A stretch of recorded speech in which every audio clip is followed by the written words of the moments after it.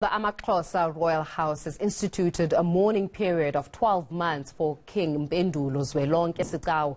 The monarch died last week Sunday after a short illness. This means initiation rites and weddings will be postponed. Sonkosi Mapasa has been named as an interim overseer until a new AmaXhosa king is appointed. So to find out what this entails, I'm joined now by Sonwabile Maxokya, who's the CEO of the National Heritage Council. Thank you so much for joining us this morning. I must ask you, when it comes to the process, especially of mourning, it's not a new one, obviously, to the AmaXhosa people. However, one would say that it's a very rigorous one, especially when it comes to acknowledging the processes and the rituals that go behind it. Yes, I think it's something that is not new. Olden days, it's a practice that we have seen it continuing for a number of centuries, and that mourning really it's something that is very symbolic but very important. And of course there are marriages and other events that will be affected, but of course there's always consultation and persuasion. For instance, there are people who have already planned their events.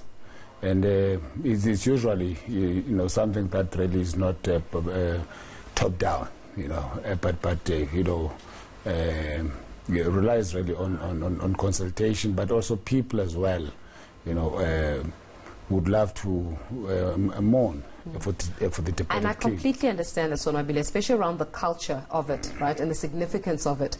However, you mentioned something quite pertinent, and that's the thing of, but families have planned. So death is obviously unforeseeable. When it comes to families who've planned weddings, for example, who've planned initiation, who've planned ceremonies, as we all know in the African culture, what then happens to those families? So, for example, you would know that a wedding is quite expensive, right? So those that have put out money for weddings, for unveilings, all of this, what happens to them now? Do they have to delay the process for another 12 months? And in that case, there's a cost implication that obviously is attached to that. As I said, it's not a top-down approach. Those that have already been set, usually they are allowed to go through. Okay. Yes. So, for example, if a wedding has been set, because this says that festivities, weddings, initiations are put on hold for 12 months. So if a family, for example, has already made plans that December 8th we're getting married, can that family go through that process? As I said, this is not a decree. And then people do visit the Royal Council from time to time, to say that we already planned, this, certain event, and it's usually not a problem. As I said, it's not a decree.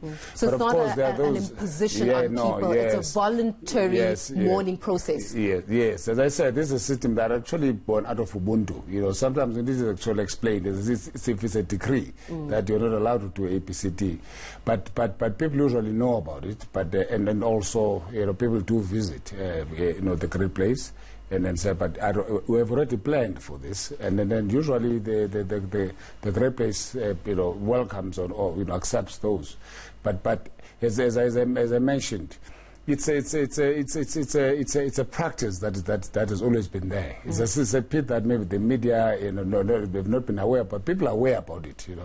That has actually happened. Yeah. No, obviously that's what I'm saying, that it's not a new phenomenon. As I said, it's not. Practice. It has evolved over a long period of time. Yeah. And on the other side of it, I mean, you've got the AmaXhosa, the Abatembu as well as Amapondo, who have said that they don't have to necessarily mourn. So their people, they're not imposing this on their people as well. How does it fare well for, I mean, we're talking about Ubuntu here, right? So we've got the AmaXhosa, a king who is deceased, but, we've got Amapondo as well as Abatembu who are saying that, no, you don't necessarily have to participate in it. Does that not cause some kind of a, I'm not going to say division, but some kind of a rift then? Because one would expect that all should be united in significantly mourning this AmaXhosa king. No, African people mourn for the departed, using a number of means. Usually it's either through rituals, it's either through people not doing certain things, and across different cultural groups. So there's no contradiction as I mentioned. So there will not be bad blood if the Abatembu as well as Amaponto, as they have, and they even said it to the media, you know what I'm saying, that they people don't necessarily have to go through this mourning process. There will not be any form of, bad blood between the different tribes as a result of that? But they still do. People mourn in different ways, as I'm saying. So there's no contradiction at all. If a Mampondo do, the Mampondo may do certain things, and then across Africa, you could go to Uganda, you go to people do actually mourn. There's no contradiction. There's no contradiction in how people mourn. People, there's in a family that actually mourns in a particular way. There's other people who mourn, they departed, most especially the king, in different ways, and then these have actually evolved over a long period of time. There's actually no contradiction. It's actually now people get, educated in some of these things that happen, because this has been suppressed over a long period of time, and nobody was talking about it. I think it's very important for that now that it has come to the public domain, the things that have been happening. I think it's important for awareness and decolonization of our heritage, because this is how the black majority has been doing their own things in a quite a number of years. Yeah, and many individuals will say, Sonwabile, that the reason why it has not necessarily been brought forth, because you would appreciate the fact that the AmaXhosa king was the king from about 2006, right? But when it comes to the institution of traditional leaders and the recognition of them and their role in a democratic South Africa, that was instituted in about 2015. So in terms of being able to bring light to that, this is the awakening, one would say, of the decolonization of cultural practices and the awareness of cultural practices thereof. So when it comes to the evolution of it, because as you're saying that it's not an imposition on the people, which means that culture is evolving to look at the current economic status, the current times that we're living in, and also the nature of the people that are being governed. As I said, some of these things, if they've been happening, they've not been noticed, but people have been aware about them.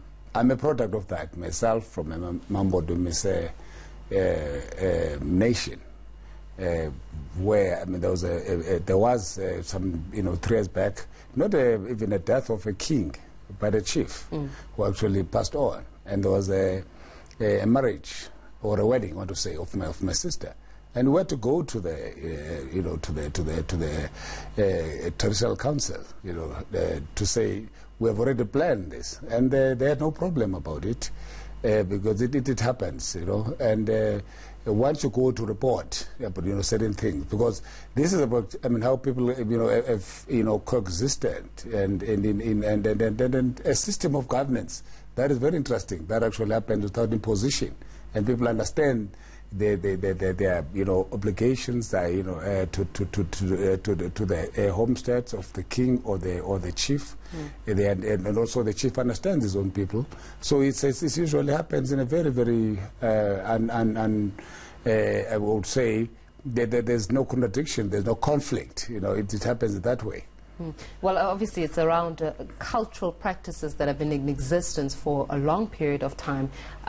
However, I think it's a good thing that in light of this, the greater South African context is beginning to have a reawakening of what those cultural norms are. And as you rightly said, it maybe is about decolonizing cultural practices and cultural norms that have been instituted for a while. So we're going to leave our conversation there, but thanks a lot for joining us this morning, shedding some light in terms of, perhaps one would say that the process of mourning, we've seen it in the media saying that there's going to be a 12-month process that's been instituted of mourning, where there are no cultural festivities and weddings and initiations, but exactly what does that mean, and what does that mean for the people of AmaXhosa? Well,